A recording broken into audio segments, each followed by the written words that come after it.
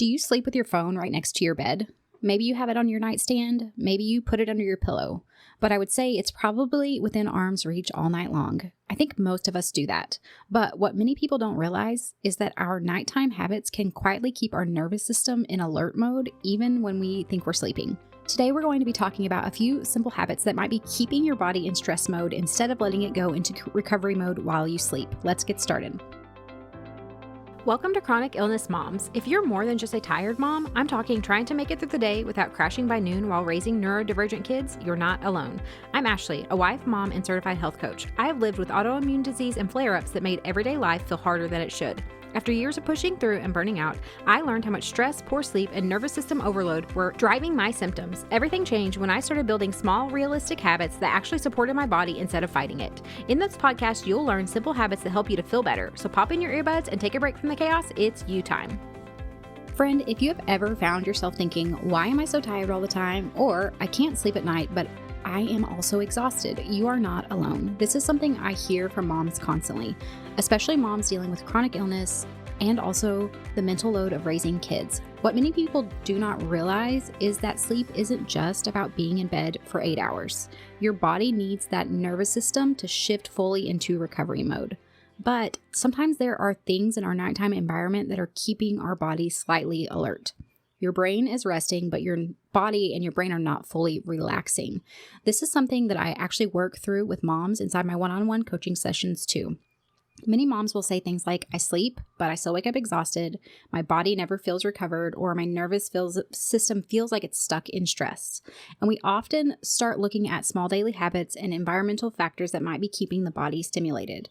Sometimes it can be just a really small change that can make a big difference in how you feel. So if you ever want help walking through your sleep habits, your stress level, your daily routines, that's exactly what we work on together in my one-on-one coaching. You can learn more at ashleybraden.com/coaching, or you can find the link down in the show notes below.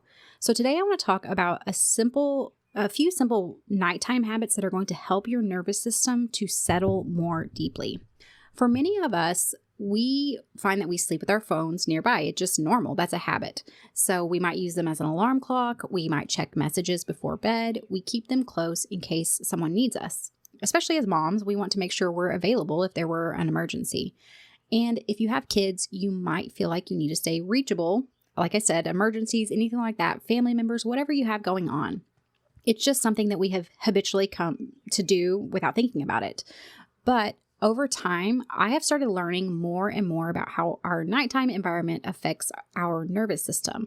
And something that has stood out to me is that even small sources of stimulation can keep the brain slightly alert.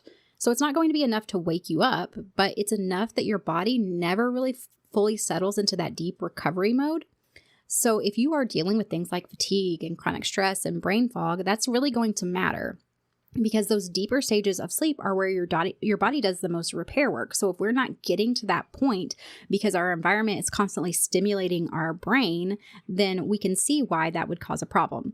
So let's talk about a few small nighttime habits that might help your nervous system to settle more fully at night. Okay, the first one is your phone. And I mentioned that at the very beginning of the episode. Many people sleep with their phone right next to their head, but we know that the phone emits a signal called electromagnetic fields, or EMFs. Some research has said that those signals can contribute to a cellular stress response in the body. So when your body senses that stress response or that stress signal, the nervous system is going to activate because it notices that stress response in the cells. One simple shift for this is to just move your phone further away from you while you sleep. So if you can even place your phone at a minimum of 6 feet away from the bed, that can significantly reduce your exposure to EMF. Some people choose to do this where they move their phone away. They can get up to turn it off as an alarm. They have it turned up. So if there's an emergency, then they can answer that phone call, but it's at least reducing that amount of exposure you have, giving your body that ability, your brain that ability to rest and fall into that deep restorative sleep. One thing that I do, and this is just personal for me, but I just turn my phone off overnight. Now, I will say my husband keeps his phone on, and I know if there's an emergency, someone can contact him. So that is why I turn mine off, because I know we have the capacity for someone to reach us. If it were that he was also turning his off, I would just move my phone 6 feet away. So those are just a couple of ideas for you to think about, but I would love for you to test this out and see. Try moving your phone 6 feet away from you for a week and see if you notice a difference in your sleep quality. Okay, the second thing you can do is focus on reducing blue light exposure before bed. So we know a common habit is scrolling right before we go to sleep. I'm really bad about reading on my phone before I go to sleep, but I have set it up where I'm not getting the blue light with my backgrounds and stuff like that. But we know that phones emit blue light, which is going to signal the brain to stay awake. The reason why is because that blue light actually suppresses melatonin production, which is that hormone that tells your body it's time to go to sleep. So if we can cut off our exposure to blue lights like an hour before bed, that is going to be very helpful in allowing our body to do that natural process of gearing up for bedtime, of producing that melatonin and getting ready to go to sleep. If you feel like, okay, it's not really possible, for instance, I have, with work, I have a call in the evenings that goes later into the night. And so sometimes I am struggling a bit because I'm in front of a laptop and doing this call. And so what I notice is I often have a harder time falling asleep because I am exposing myself to that blue light through my laptop while I'm on this call. And so I have tried like blue light glasses. Another thing you can do is switch your phone or your laptop or something into night shift mode. It's at least going to cut down some of that harshness of the blue light. I've noticed that is helpful for me doing both of those things. One other hack I really like to do on my phone is to do grayscale mode. And you can just Google it. I can't remember how you set it up. I know you can do it on an iPhone, but basically you can go in and change where your phone just looks black and white. I did a little experiment a while back. It's been a couple years ago where I only had my phone in grayscale mode all of the time.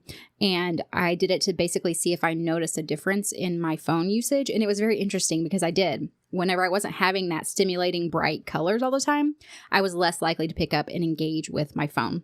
Now, I use my phone now for my job, so it's a little bit harder for me to do that. But very, very fun, very interesting thing to try. So if you cannot avoid screens, at least switch to night shift mode or put it in grayscale.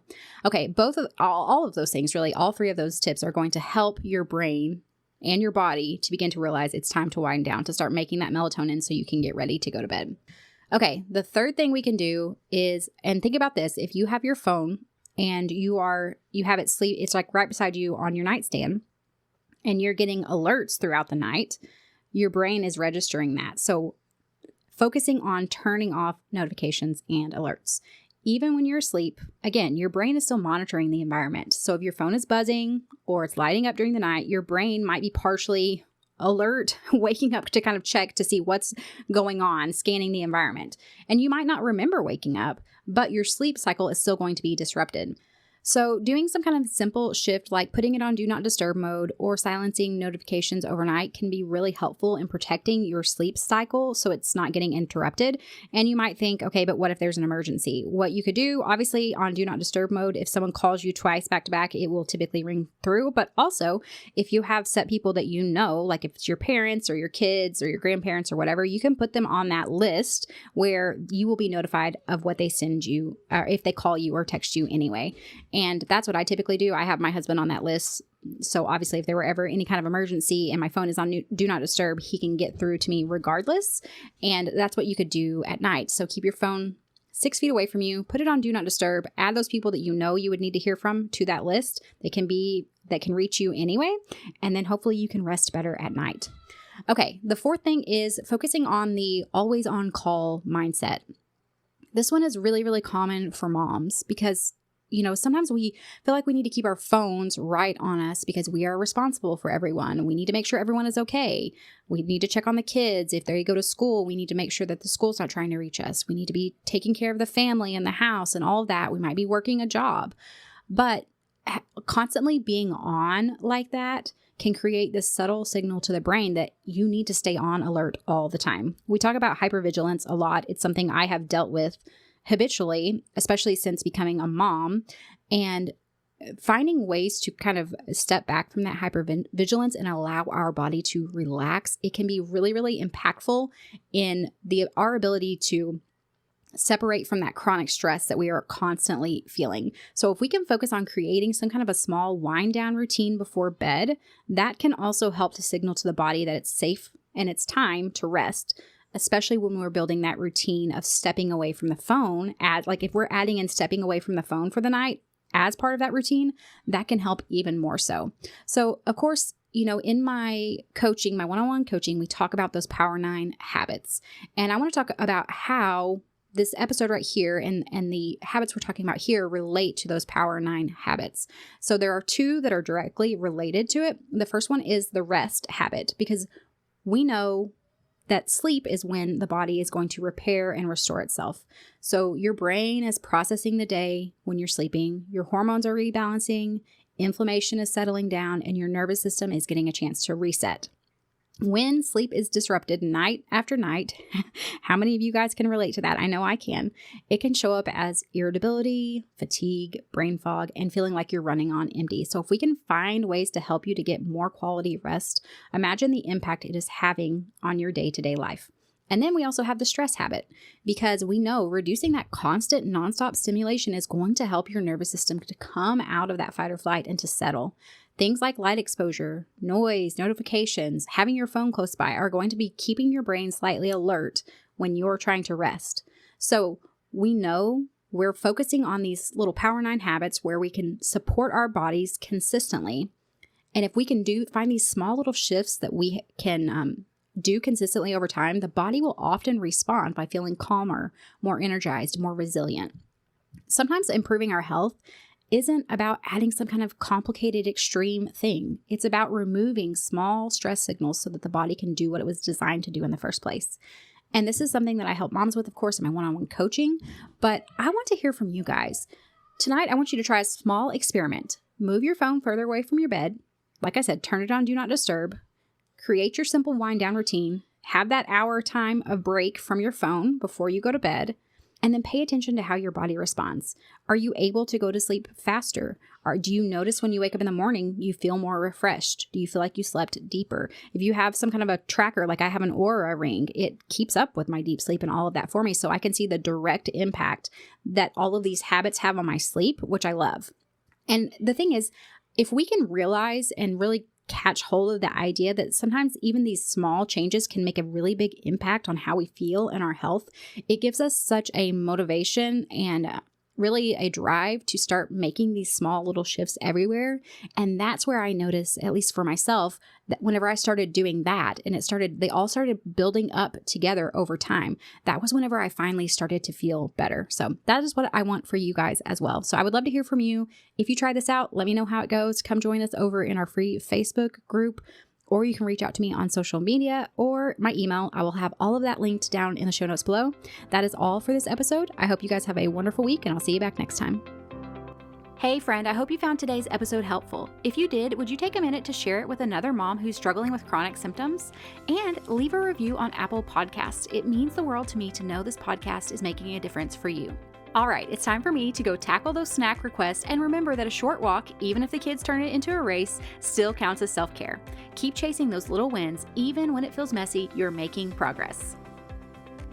The information shared in this podcast is for educational and informational purposes only and is not a substitute for professional medical advice, diagnosis, or treatment. Always consult your healthcare provider before making any changes to your health routine. I'm not a doctor, and this podcast is not intended to treat or diagnose any condition. You're the expert on your body. Listen to it and reach out to a trusted provider for support.